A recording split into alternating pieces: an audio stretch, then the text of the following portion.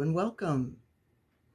Today I'm going to talk about freedom and the freedom that breaking our bad habits gives us and gaining good habits. And also, I want to talk about our vision of ourselves, and how it expands when we eliminate bad habits and gain more good habits. Everyone has good habits, everyone has bad habits, but there are some habits we have that they're holding us back. They're keeping us from living a true, enlarged life, an expanded life, a happy life with contentment and peace of mind and serenity. So important. And I want to start by telling you a couple of stories. Just today, my son was telling me that he was on a dating site, and there was a woman on the dating site who, in her profile, she wrote that she's a functional alcoholic. A functional alcoholic or functioning alcoholic. Now, I'm a little confused. I didn't know that that was something to brag about.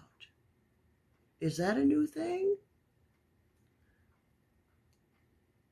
So, and what's the point? What's her point? Well, one, she has no intention of quitting at this time.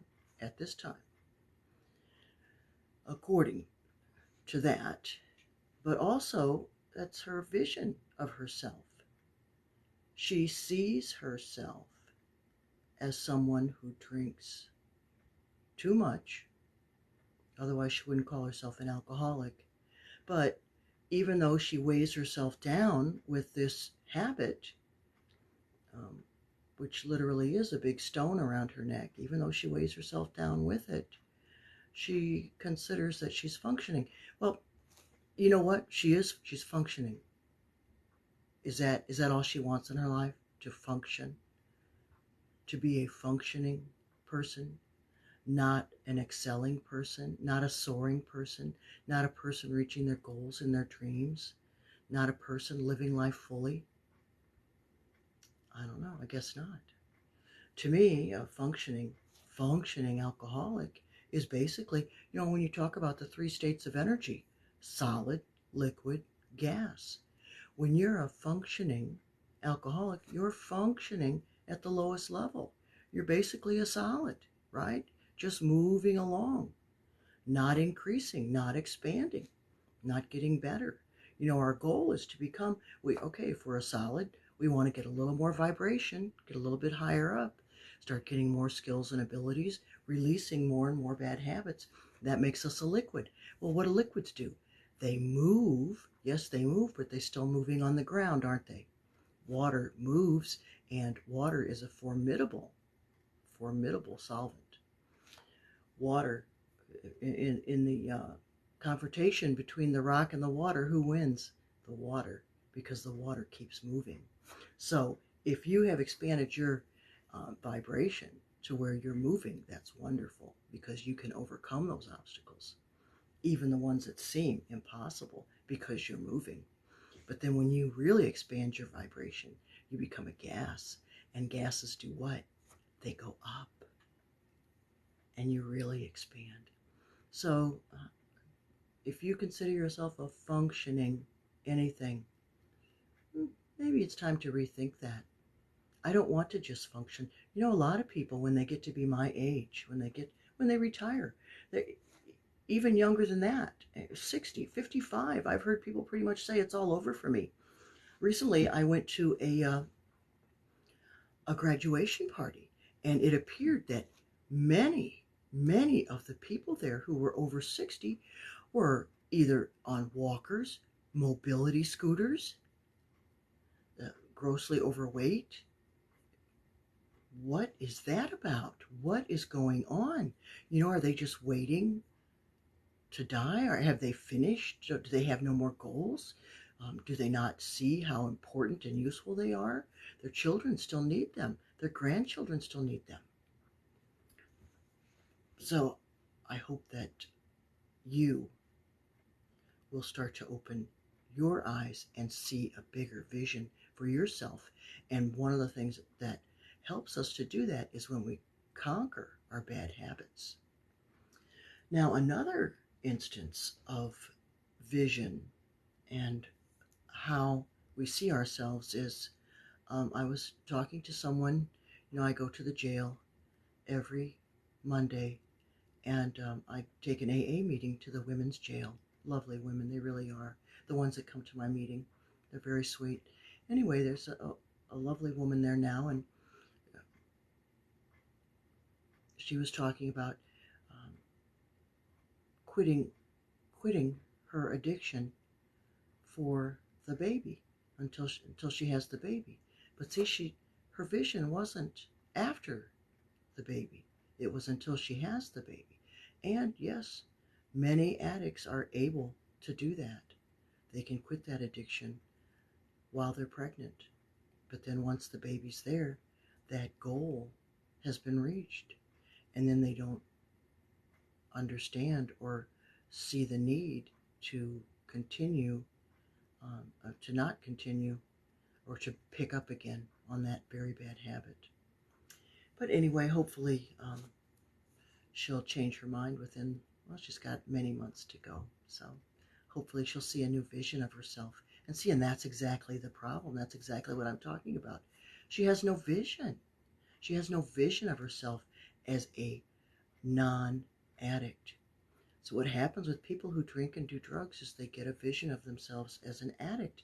And then the drug and the alcohol take on too much importance in their lives.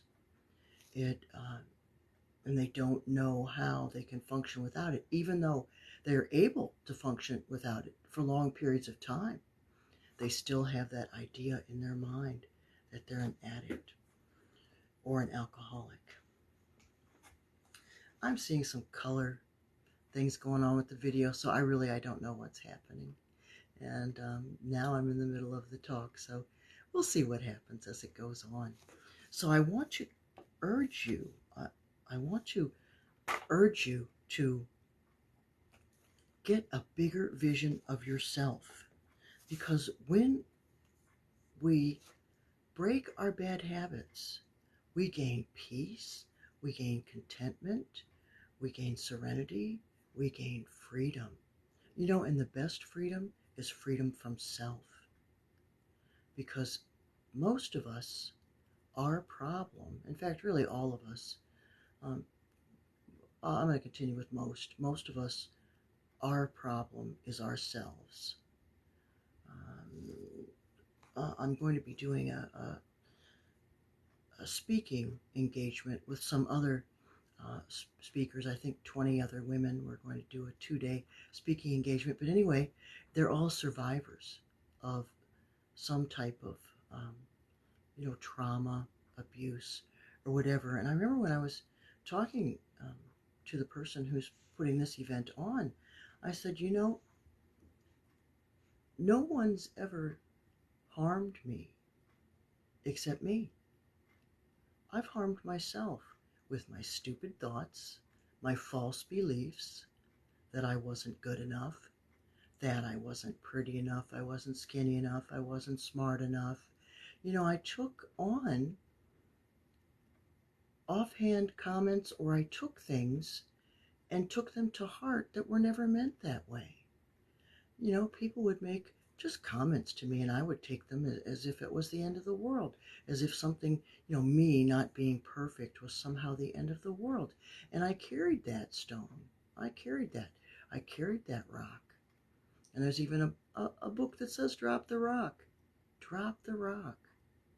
And that's what we do. We carry around these rocks that weigh us down and keep us from being the expansive, loving, caring, useful people we could be if we would let go of all these ridiculous ideas that I'm not good enough, I'm not smart enough, I'm not funny enough, I can't sing, I can't draw, I can't paint, etc., etc. When I grew up, I always thought I had a brother who was very creative. Oh, your brother, he's so creative. And I thought I had no creativity whatsoever. I really thought everything was an all or nothing thing. Well, I have plenty of creativity. I always thought I couldn't sing. And now that I'm older and I've taken piano lessons and singing lessons, I found out that I have very good pitch and I have a really good ear for music. And I was clueless. I could have been singing from the time I was, 8? But I had this belief that I couldn't. Why? Where did that come from? Who knows? Maybe I saw it in a cartoon. Who knows where these things come from? It's absolutely ridiculous. Yet I let it hold me back. I'm thinking of so many things that I've let hold me back. But anyway, so who am I? I'm up here talking to you about habits and breaking them, but who am I? Well, I have 40 years experience in breaking bad habits. From my beginning years in college, I was very interested in operant conditioning, which is also called behavior modification, which is another way to say learning new behaviors, getting rid of bad behaviors, gaining good behaviors. I remember years ago when the book Potty Training in a Day came out. I forgot who wrote that book. They were stars of operant conditioning back in the day, and I think they ran a treatment center for the developmentally disabled. And Potty Training in a Day, where you use modeling. You have a little teddy bear, a little doll, and the child helps the doll to potty train. And so you help develop the child's potty training habits with the doll. And by watching the doll go potty and the doll got rewards. The doll, every time the doll got rewarded, went potty, they had a little Betsy Wetsy doll. So every time the doll went potty, he would give the doll an M&M, but of course the doll couldn't eat it, so the child got to eat it. So the child got to see the doll be rewarded, and then the child got rewarded when the doll behaved. So the doll modeled the good behavior, and the child got rewarded. So anyway, that was a big and interesting book. And I remember I used to show a video. Oh, it was about potty training, and there was a song in there. It was potty training for little 3-year-olds, and there was a song. She is a super duper pooper.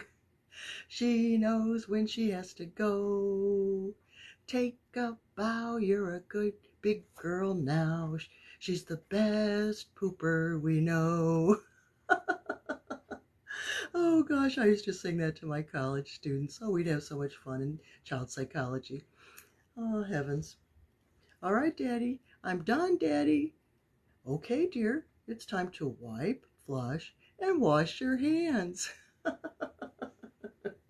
Oh, sometimes I would tease my students, my high school students, and they would say, I'm done, Mrs. Burich. I would say, okay, dear, wipe, flush, and wash your hands.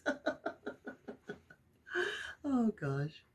So anyway, what am I trying to tell you? Okay, we want to get rid of bad habits, but don't get on yourself about them. That lowers your vibration, turns you back into an ice cube.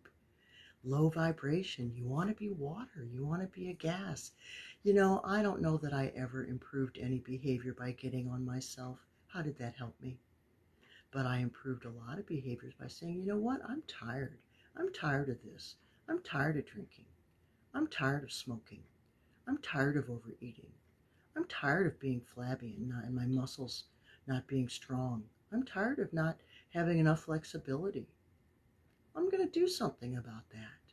That turned me into water, and I started moving to the gym, moving to the trainer, moving to AA, moving. The cigarettes, I just put them down. One night, my husband and I, we're going back 40 years. I think Anthony was 2.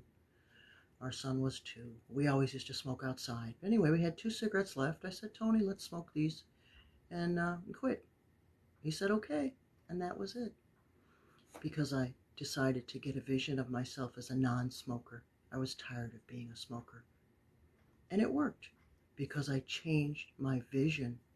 A lot of times people will stop drinking for a long period of time, but they don't change the vision of who they are. They still see themselves as a drinker. And they also think that somehow they're missing out. A lot of times it's because people think they're missing out without alcohol or drugs or whatever, that somehow those are good times. And you know what?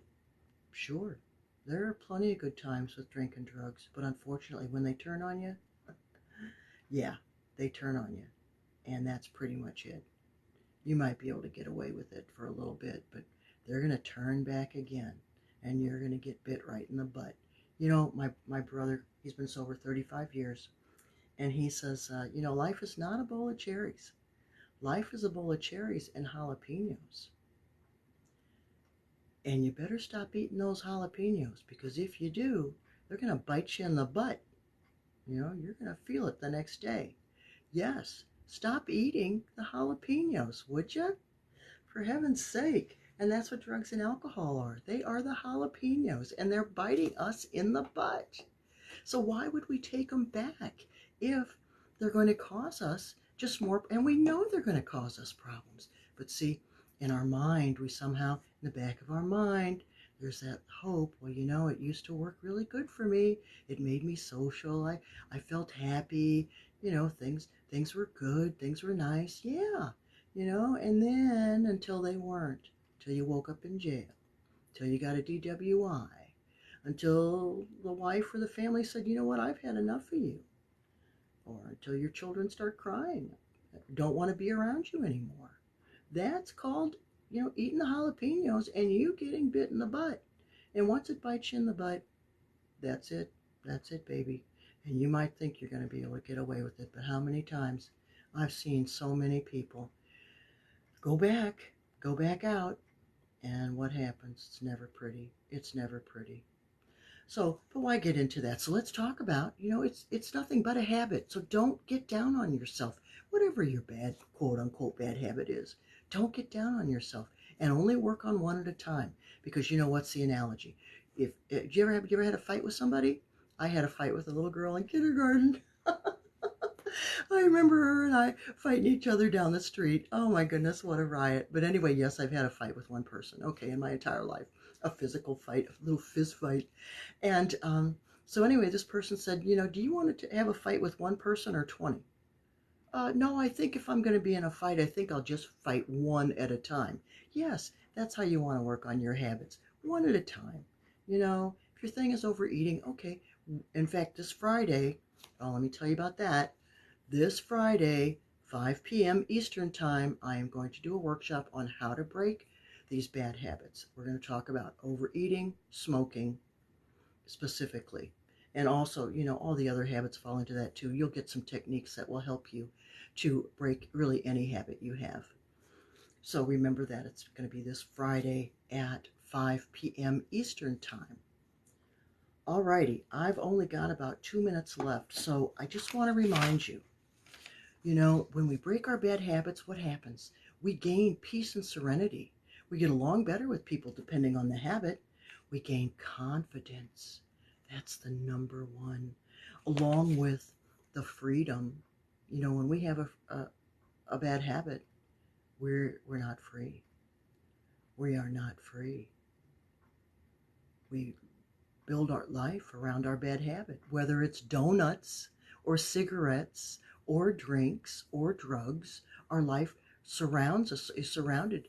We surround ourselves with that bad habit. We live our lives to gain that bad habit. Whereas when we get rid of it, we have freedom and we gain that self-confidence. Look what I did. I overcame something that has had me in its clutches for years. All right, well, I want to thank you so much for being here, and I'll be back again tomorrow. I'm not sure what time. I think I'm going to try to do 5 o'clock every day at Eastern Time.